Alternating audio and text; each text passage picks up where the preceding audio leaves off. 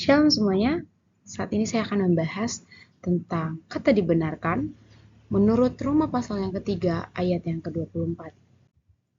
Saya akan bacakan ayatnya bagi kita.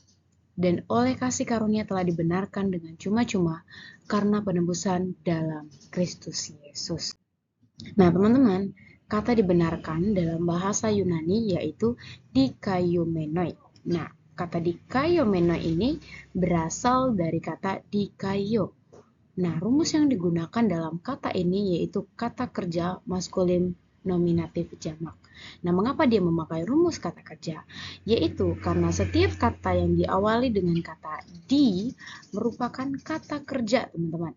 Nah, jika kalimatnya adalah kata benar, maka itu merupakan kata sifat. Dan ini menggunakan di pada bagian awalnya, berarti dia berubah menjadi kata kerja, teman-teman. Nah, teman-teman, secara harfiah, makna kata ini berarti dinyatakan benar atau dibebaskan dari kesalahan.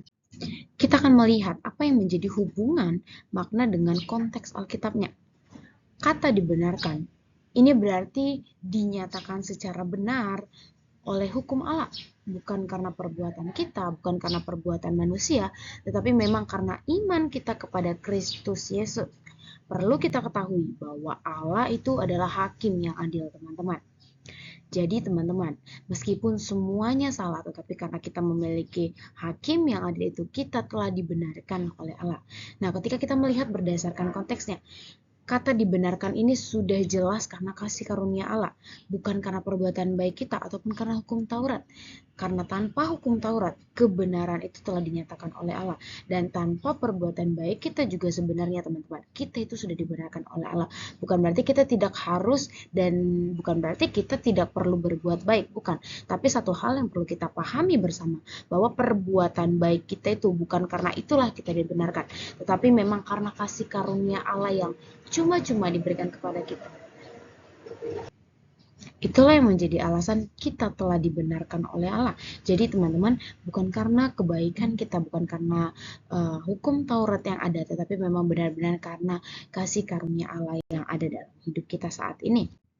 Nah, yang menjadi kesimpulannya bagi kita semua, marilah kita memahami bahwa hidup kita yang sekarang ini itu telah dibenarkan oleh Allah. Dan perlu kita ingat bahwa semuanya ini bukan karena perbuatan baik kita ataupun karena adanya hukum Taurat yang tertulis. Bukan, teman-teman.